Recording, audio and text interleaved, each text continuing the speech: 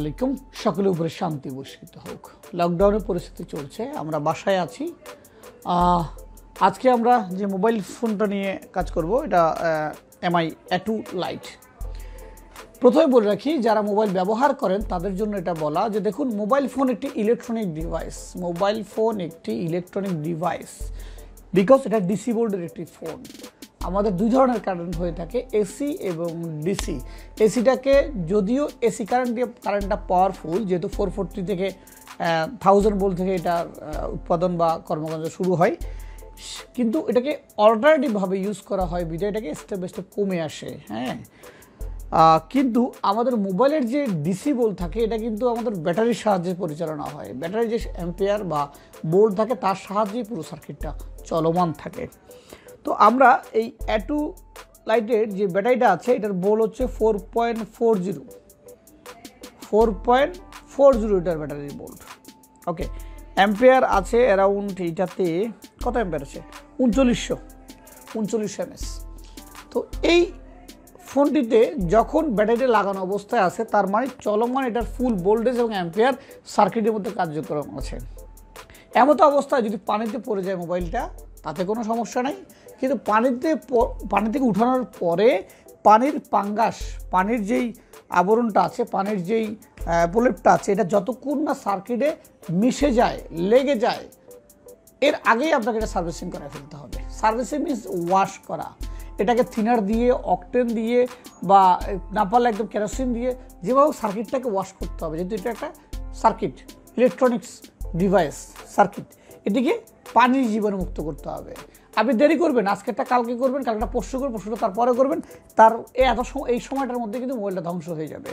মানুষ যেমন বিষ খেলে মারা যাবে, একটা সময় তাকে মেডিকেল যদি নিয়ে না যাওয়া হয়, এরপর সে মারা যাবে, মোবাইলও তেমনি পানি খাওয়ার পরে সে মারা যাবে। নির্দিষ্ট সময় তাকে সার্ভিসিং পয়েন্টে নিয়ে যাওয়া না হয় বা সার্ভিসিং করা না হয়। এই ফোনটারই তেমনই দশা, এটি পানিতে পড়েছে, পানিতে পড়ার পর সময় সার্ভিসিং করে না, যার কারণে এখন এটার ডিসপ্লে আসতেছে না। ডিসপ্লে মানে গ্রাফিক্স বা লাইট কোনোটাই আসতেছে না, তবে লাইটটারই প্রবলেম হচ্ছে বেশি। আপনারা অনেকে জানেন যারা মোবাইল ফোন রিপেয়ারে কাজ করেন যে লাইট সেকশনের মধ্যে ওভার ভোল্টেজ থাকে। ওভার ভোল্টেজ না, লাইটটাকে জ্বালানোর জন্য ওখানে যে অ্যানোডের যে কানেকশানটা থাকে সেই কানেকশানটাই বা সেই লাইনটাই সেই বোল্ট সেখানে ভোল্টেজ নিয়ে থাকে 12 ভোল্ট থেকে 37 ভোল্ট পর্যন্ত। বিভিন্ন সার্কিটের ডিফারেন্সে বা বোর্ডের ডিফারেন্সে, মডেল ডিফারেন্সে, ডিসপ্লে ডিফারেন্সে ভোল্টেজ বাড়া বেশি কমে হতে পারে। তো আজকে আমাদের এটাতে লাইট আসতেছে না, আসুন আমরা এই কাজটি শুরু করব। যেহেতু ভিডিওগুলো আমাদের স্টুডেন্টদের জন্য, সেক্ষেত্রে আমরা এটাকে প্রপার দেওয়ার চেষ্টা করি। সব কিছু তো কখনো দেওয়া যায় না, আমরা চেষ্টা করি আমাদের মতো বোঝানোর জন্য, আর আপনারা যারা দেখছে তারা নিজের মতো করে বুঝে নেবেন, এটাই স্বাভাবিক। এবার আমরা কাজে যাই। আমরা পুরো কাজটি রতে শুরু করেছি। এরপর যে আমরা এটাকে ব্যাটারি কানেকশন লাগাবো, লাগানোর পর দেখবো যে ফোনটা একটু অন হচ্ছে কিনা। পাওয়ার সুইচে লাগালাম, পাওয়ার সুইচ ক্লিক করলাম, হ্যাঁ ভাইব্রেট হয়েছে। দেখুন ফোনটা 200, 100, 300, 350 আপ ডাউন হচ্ছে, ফোনটা রান হচ্ছে, অন হয়েছে, কিন্তু দেখুন কোনো লাইট নেই। দেখাও, লাইট নেই। ওকে, এবার লাইটটা যে প্রবলেম হয়েছে তার আলামতটা আমরা একটু দেখাবো। আমরা যেহেতু বাসায় কাজ আমরা দেখানোর চেষ্টা করছি, আমাদের ডিসপ্লে যে কানেক্টরটা সেই কানেক্টরটা দেখাবো। কানেক্টরের মধ্যেই আমাদের যে প্রবলেমটা, সেই প্রবলেমটা একটা আলামত সেখানে আমরা পেয়েছি এবং সেই আলামতের উপর ভিত্তি করে আমরা কাজ করব। তো এই যে দেখুন, এখানে আমাদের একটি প্রবলেম এখানে আমরা পেয়েছি ইতিমধ্যে। এখানে এই যে 7 নম্বর যে কানেকশানটি আছে, আমরা একটু দেখানোর চেষ্টা করি। 1 2 3 4 5 6 7 নম্বরে কানেকশানটি খেয়াল করেন, গর্ত হয়ে গিয়েছে, এমনভাবে এটা শর্ট হয়েছে, স্পার্ক করেছে যে পুরো সার্কিটটা গত হয়ে গিয়েছে। গত হওয়ার পরে এখানে লাইনটা ডিসকানেক্ট হয়ে গেছে। লাইনটা এইভাবে আসছে, এই যে সরি, এই যে এইখানে আসছে, এখান থেকে এখানে আসছে। দেখুন এই কয়েলটা, এটি একটা কয়েল, এটি একটা কয়েল, রেজিস্টার কয়েল বলে থাকি আমাদের, গাতা হয়ে গিয়েছে। কয়েলটি গাতা হওয়ার কারণে হয়েছে কি, কমপ্লিট যে লাইনটা ছিল সে ডিসকানেক্ট হয়ে গিয়েছে।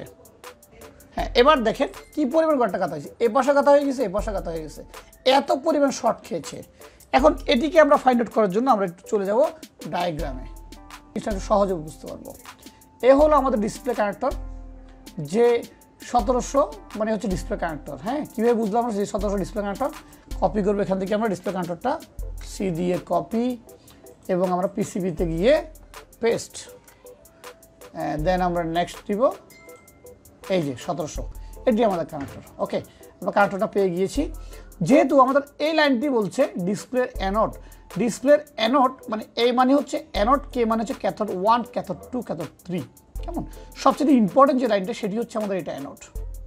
অ্যানোডের মধ্যে সবচেয়ে হাই ভোল্টেজটা থাকে এবং অ্যানোডটা স্পার্ক করেছে। তো কানেক্টর থেকে সরাসরি আমরা কীভাবে খুঁজবো যে কানেক্টর থেকে সেকেন্ড লাইনটা কোথায় গিয়েছে? সেই সেকেন্ড লাইনটা হচ্ছে এটা B1701।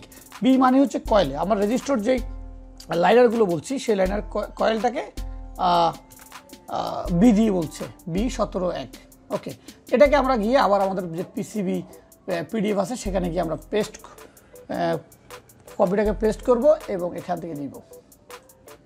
ওয়েল, এই যে B1701 এটা পেয়ে গেছি আমরা। আমাদের এখান থেকে এখানে আসছে, এখান থেকে কোথায় গিয়েছে এটা হচ্ছে মূলত বিষয়।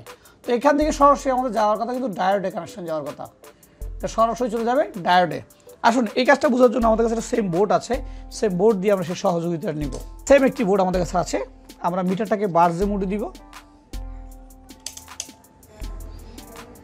ওকে, বার্জ মোডে দিয়ে এই যে সেই কয়েলটি, এটি সেই কয়েল। ভালোটার দিকে আমরা মিটারের এভাবে একটু ধরবো, এটাকে এই ধরে অপোজিটে যে লাইনে যে ডায়োড আছে সেই ডায়োডে আমরা এই মাথায় ক্লিক করবো। আশা করি এই মাথা থেকে কানেকশনটা হওয়ার কথা। ওকে, ওয়েল, এই মাথা থেকে। তো এখন আমরা একটা তার নিয়ে এই মাথা থেকে জাম্পার করে তারটাকে ঘুরিয়ে এনে আমরা জাস্ট এখানে কানেক্ট করব। এটি হচ্ছে আমাদের এখনকার স্টেপ। এখানে কানেকশন করে আমরা পুনরায় লাইনটা আবার দেখাচ্ছি।